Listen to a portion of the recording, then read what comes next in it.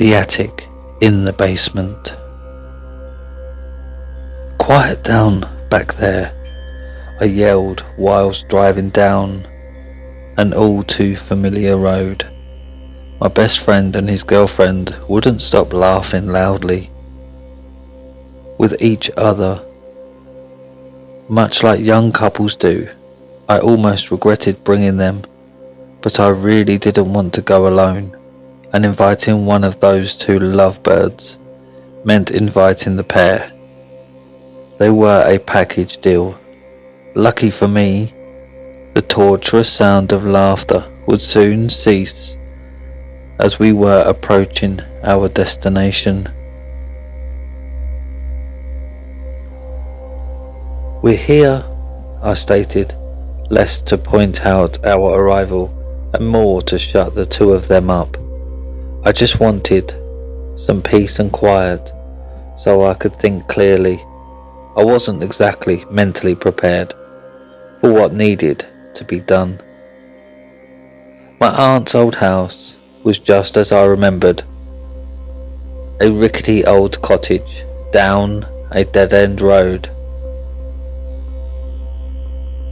in the middle of nowhere, complete with woods, wildlife and the welcoming smell of roses that she often planted near the stone walkway. That was when it finally hit me. While traversing that very walkway, smelling those very roses, I stopped dead in my tracks, tears welling up in my eyes. "Are you okay?" my friend's girlfriend asked. "Yes, I'm fine. I just needed a second." They looked concerned but understood. What else would they expect of me coming back to my aunt's house right after she died? Honestly, it felt a little weird. I may have been her favourite nephew, but after leaving me everything in her will, it seemed wrong to go out there so soon. The service was held just a day prior. I knew everything she had wasn't much, and I knew I wasn't really there to collect my inheritance, but I still felt bad, and at this moment I felt even worse. The memories I had of her being dredged up with every step I took towards the front door. I hadn't seen her since I was 10 years old, but I could play every memory in my head like a movie. I was very close to her in those days. She might as well have been my mom. My actual mother cared for me, but she wasn't loving in the way that my aunt was. I remember visiting her after school and being greeted with some cliché milk and cookies. Instead of watching television like a normal kid, she didn't own one, I would listen to my aunt play the piano for hours on end. We would sometimes go bird watching or work in the garden, things that I have not done or even thought of doing since. These are some of my most treasured memories, and just like treasure, I kept them locked up and hidden away for many years, until now. As I approached the door to the cottage, I stopped in my tracks once more.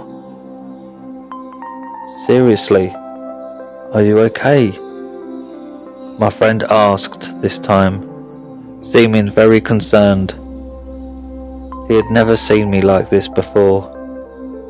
"I'm fine. Why don't you two take that hike you were talking about? I'll go on in and take a look around. You guys can meet me back at the car later, if you say so." The two of them took off down a trail in the woods, and I was left standing there, looking at the house that I'd not seen in many years. The feeling that overcame me was so strange, it's hard to put into words. It was more than grief, greater than sadness. I guess the best way to say it is that I missed her. It's funny, if she could see me now, she probably wouldn't recognize me. I'm tall, bearded, and wear glasses, almost the polar opposite of my appearance as a child. Thinking of this just made me sadder. She would never get to see the man I had become. With one last sigh of emotion, I marched on and reached for the handle of the front door. My aunt didn't have locks on her doors or windows. The house was constructed so long ago that it wasn't even built with them. She could have had some installed, but she didn't feel she needed them out in the middle of nowhere. She brought it up one of the first times I stayed there, saying, "Trust the world and it will set you free." When I was a kid, hearing her say this made me feel safe somehow. Being fully grown and recalling this statement now, I find it very peculiar. But then again, that was my aunt for you, unpretentious and oblivious to the rest of the world around her. Honestly, I miss that part of her the most. All of these memories came back to me piece by piece as I pulled the door open. The bittersweet release I felt was interrupted when I saw the inside of the cottage. Everything, and I mean everything, was exactly in its place. It was like I was a kid again, coming over after school to enjoy my aunt's company. My memories were projected right in front of me, like a nostalgic outburst of energy. I could see my aunt sitting at the piano, playing as she often would. I could see me sitting there, eating some homemade cookies, listening intently to the music. I could see her again, cooking dinner in the kitchen, as I sat on the couch reading one of her old books. I walked past these living recollections and went upstairs to see more. I stopped quickly when I reached the top of the staircase. I realised that it only led to the attic. I had no interest in it, remembering that my aunt used it for storage. So I travelled back downstairs. I didn't know what I was looking for exactly. Maybe just a little peace of mind to put my heart at ease. Maybe just something that would let me know without a doubt that my aunt passed away peacefully. In truth, I felt an immense amount of guilt being in that house again, almost too much to bear. When I was just shy of 11 years old, my parents moved out of state. This is when I stopped seeing my aunt. We kind of lost touch, especially seeing as she didn't have any real means of communication out there. No phone, no computer. She didn't even have a mailbox, and the nearest post office was over 20 miles away. Being older now, I could have easily paid her a visit, and I am sure she would have loved to have seen me. I guess I just thought she would always be there. Unfortunately, she had a heart attack. With no hospital or neighbours for miles, death came knocking on her unlocked door in a hasty fashion. At the very least, this visit had put the fleeting quality of life into perspective for me. At this point, I figured it was the only thing that I would end up taking away from this place. As I made my way down the stairs and back into the living room, I noticed something. I was in such a hurry to escape my corporeal memories that I didn't notice it before. It was the desk. the desk where my aunt would sit and write for hours at a time. She said that it helped her experience the world outside of her cottage by writing about how she imagined and wanted it to be. The more I remembered my aunt, the more I could see how isolated and somewhat unstable she really was. She was odd, but I loved her just the same, even now. What I hadn't noticed upon entering the house was that the desk drawer was open. I looked inside and found a single sheet of paper with my aunt's handwriting on it. This is what it said.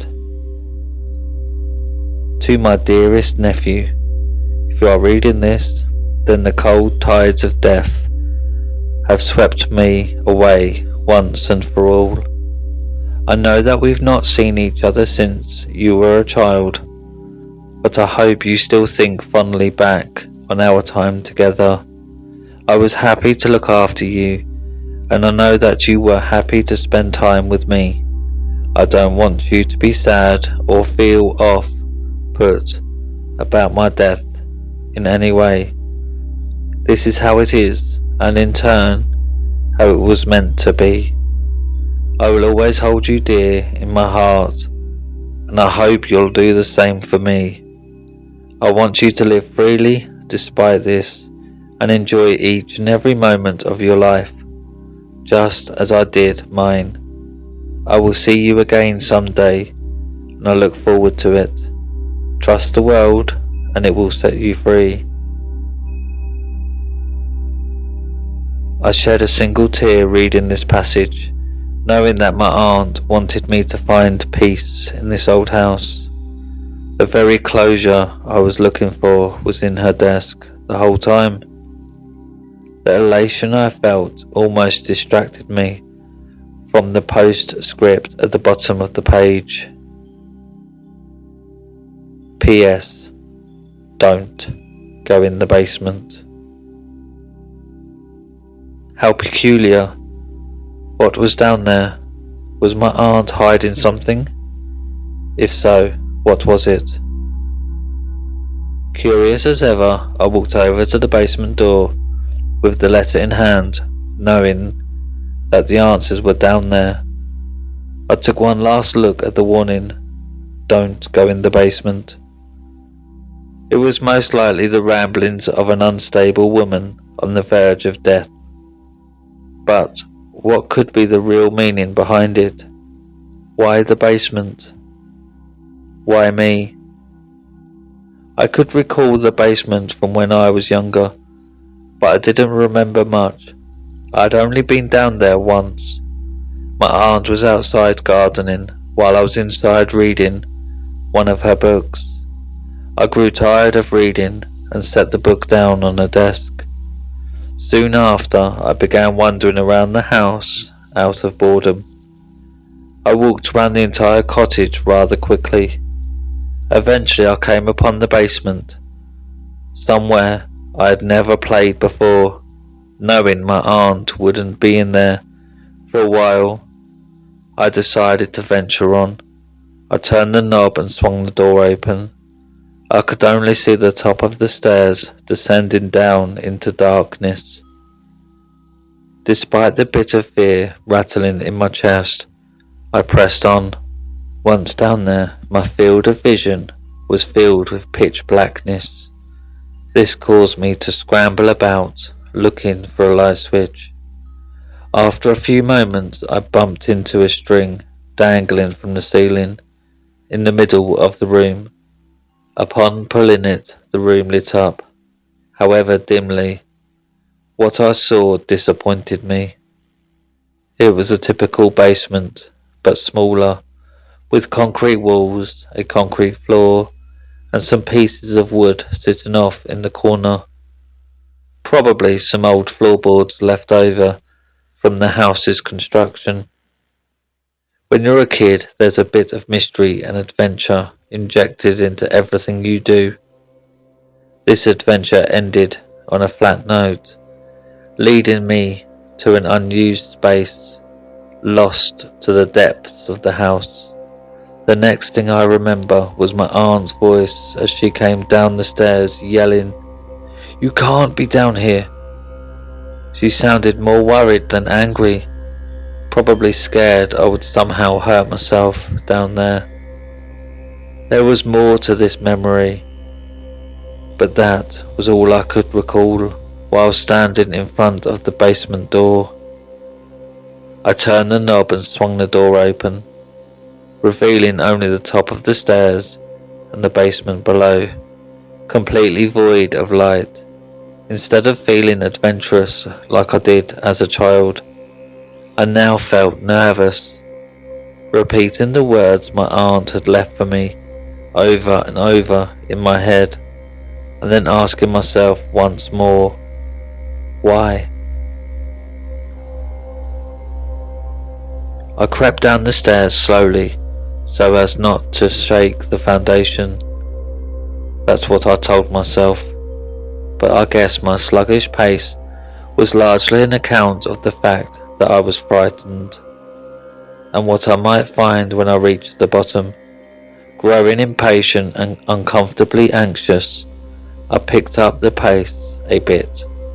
I felt the concrete below my feet, and I rapidly darted towards the centre of the room, reaching for the light, praying that it still worked. I felt around for the string and then pulled it. To my delight, it still harboured electricity. The room became dimly lit. In a panicky state, I spun around looking every which way as I did. What I saw surprised me. There was nothing now. It was just how I felt it when I was a kid. Even the odd floorboards were there, still untouched.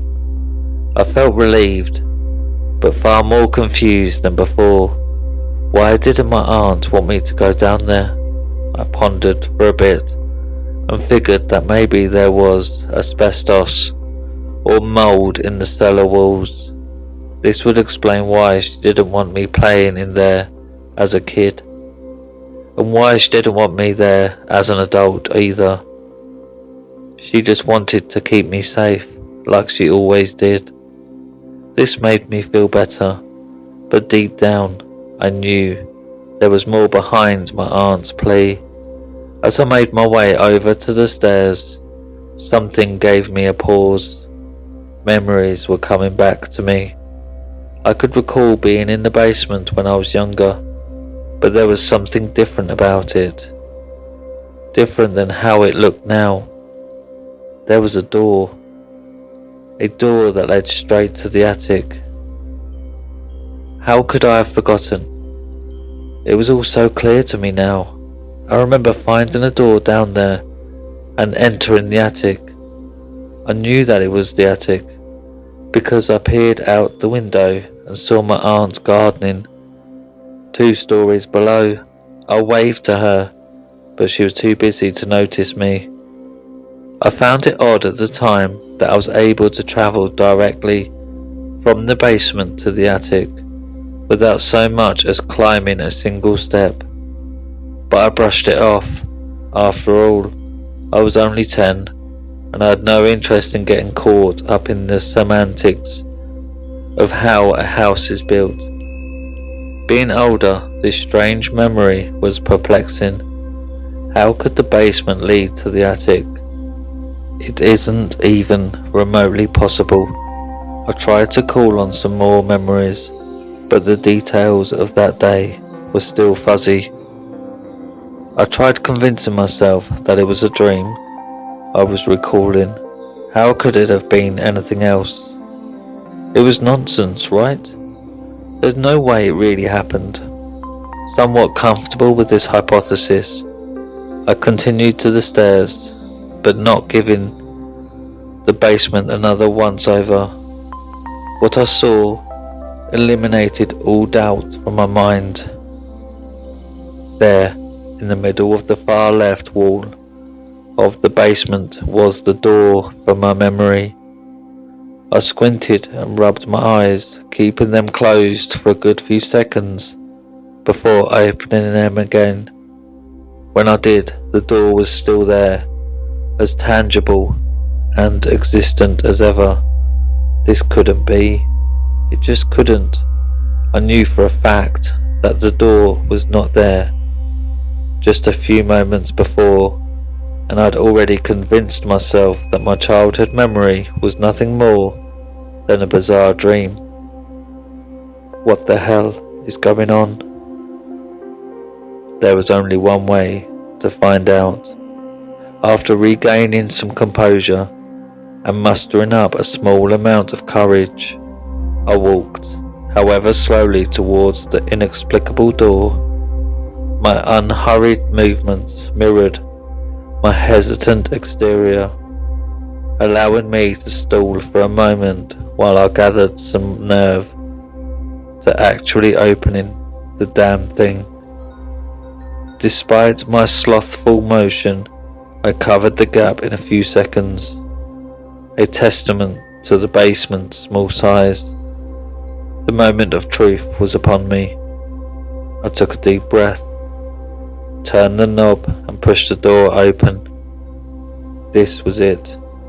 I would finally get to the bottom of my aunt's plea and my own odd memories. The door creaked and revealed the room behind it. Lo and behold, it was none other than the attic, just as I remembered it, window and all. But how? The sunlight came through the window and danced across the room, brilliantly, leaving me awestruck. I walked forward to look outside to make sure that this was indeed the attic and that I hadn't gone completely crazy. After peering out the window, that verdict was still up in the air. 2 stories below was my aunt's yard. The grass was green as ever and the sky was clear as day. Everything was so vibrant. I looked over at my aunt's garden and to my surprise, there was a person there. It was a woman, and she was gardening. Who was that? And why was she in my aunt's garden? She turned around, revealing her face, and to my surprise, it was my aunt. What? How? My aunt was dead. I watched as she was lowered into the earth. Just then, I heard the sound of footsteps from behind me.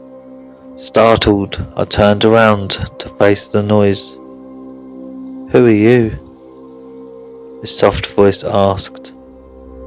It was my 10-year-old self, standing just 20 feet away from me. I was in such a delirious state by this point that I decided to just go with it and converse with myself. "I'm a friend," is all I could think to say. "You're a friend of my aunt's?" he asked innocently. I had forgotten just how curious I was as a child. "Yes, a very dear friend." My younger self walked over to look out the window where I was standing. I stepped aside and let him do so. He saw our aunt outside gardening below and waved at her. She didn't notice. "Do you have an aunt?" he asked. "Yes, but she passed away," I said.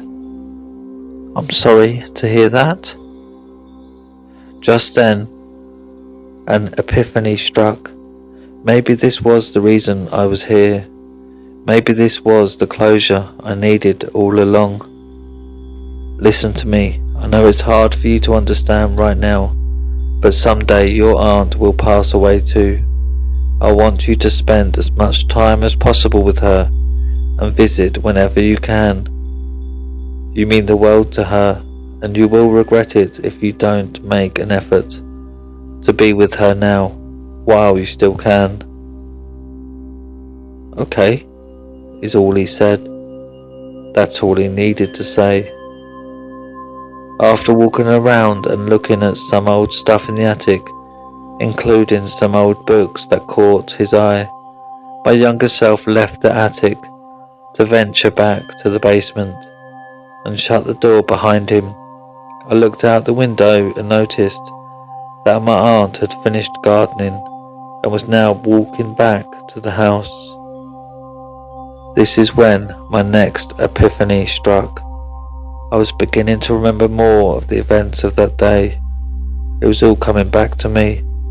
I remembered me as I look now, standing in the attic, the friendly bearded man with glasses. I remembered the conversation we had, and even discussing it with my aunt afterwards. My astonishment was interrupted by more footsteps in the next room. This time, they were my aunt's. I ran over to the door and listened. "You can't be down there," she yelled in a worried tone. I wanted to open the door and confront her, just to see her one last time and to tell her that I'm sorry for never visiting. I reached for the knob, but I thought it best not to go out there. She would probably have thought that I was an intruder, lurking around her house. As I said before, she wouldn't recognize me. All grown up, my apology would have to go unspoken. I could hear her scolding the younger version of me and then bringing me back upstairs. Instead of listening to find out what happened next, I just remembered I could recall telling my aunt about the attic door in the basement and the friendly bearded man. She told me that I had quite the imagination and told me to wash up for dinner. Looking back now, I remember a troubled glint in her eye, especially after divulging what the bearded man told me. She seemed to know more about my experience than she let on. I stood there for a while, taking everything in. Eventually I decided it was time for me to leave. I grabbed the knob and it jiggled it. It wouldn't budge. I turned it a little bit harder, but to no avail. A wave of terror consumed me. This didn't make any sense. The doors in my aunt's house had no locks. Then again, nothing made sense up until this point either. I backed up a little and ran into the door. It remained still. I did this for a few more times and even tried breaking the window. Nothing happened. Feeling weary, I sat down and took a breath.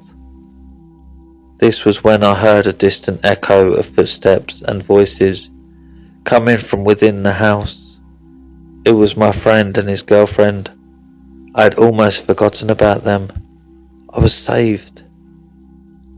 In a relieved stupor, I called out to them. It became apparent that they could not hear me from wherever I was. I heard them walking around, calling out my name. I increased my volume and started banging on the door. "I'm in here, guys!" I yelled, not knowing whether I was below or above them. They still couldn't hear me. I began to panic. I started screaming at the top of my lungs and banging as hard as I could on the attic door. I received no response.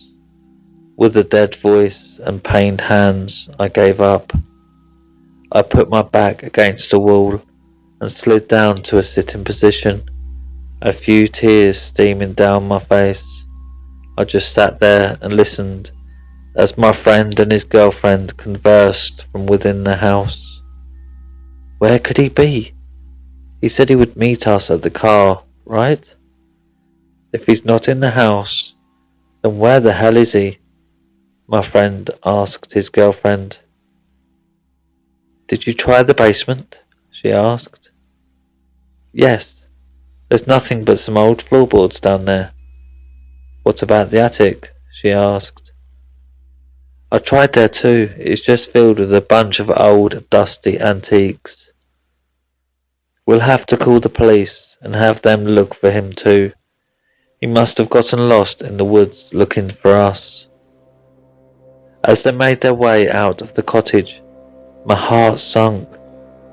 If they'd already searched the attic and the basement, then where was I? I quietly sobbed in the corner for a while before looking through some of my aunt's old things.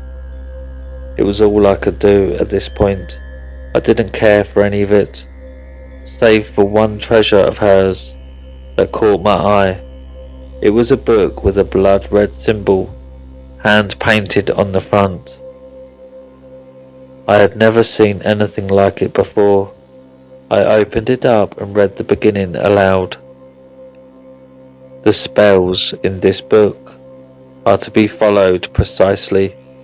If even one step is not executed properly, you might endanger yourself and those around you. Use these spells at your own risk." The odd nature of the preface littered my nerves with a sense of worry. Was my aunt a witch? Before turning the page, I noticed an old lace bookmark. Saving one of the pages, I opened up to it and looked at the chapter heading. Chapter 8, Horticulture. I glanced over at the next page and saw the spell meant to bring your garden to life. The ritual involved lighting some candles and making a circle of some special sand I've never heard. From within the circle you are to recite the spell verbatim. My Latin was a little rusty, but from what I could read of the incantation, it said something along the lines of, "Bring above that which is below," which I assumed referred to the growing of plants. I gathered that my aunt performed the ritual in the attic, and there was some dormant candles in with her stuff. The inclusion of this book in my aunt's collection now made sense to me. She wanted to spice up her dull garden with a bit of witchcraft. I can say with some confidence that it more than likely backfired. I'm now stuck in this damned place, a place that seemed to be a realm of its own. I will be more than likely spend an eternity here. I am growing now to accept my fate. She did warn me, after all. I should have listened. This is my fault, mine alone, with the endless paper and writing materials here in this old attic. I am left to do nothing but write down in words what has happened to me, in the hopes that someone may come across it. Somehow the words of a living ghost. If you are reading this, please listen to what I have to say. Your time here is not boundless, and at any moment the horrid hand of the unknown could come knocking at your door, there to bereave your loved ones and steal you away from your blissful, ordinary existence. The cause of this sudden upheaval will be death, or in my case, something far worse. Last but not least, if you are ever in this neck of the woods and feel a need to stop in and say hi, go right ahead. I can promise you that you'll get a response. I just want you to remember two things. Your life is fleeting. To spend your time wiser than I did mine. And whatever you do, don't go in the basement.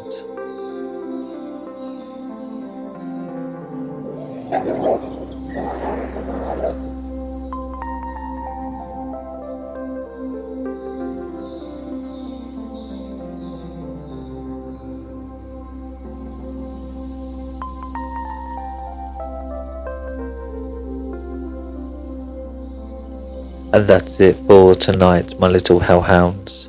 Thanks for listening. If you have any scary stories you would like narrated on the channel, then submit them to Reddit r/homeofscares and follow me on Twitter at homeofscares. Don't forget to like the video and subscribe, and click the bell icon so you get notified every time I upload. Now, good night, my little hellhounds.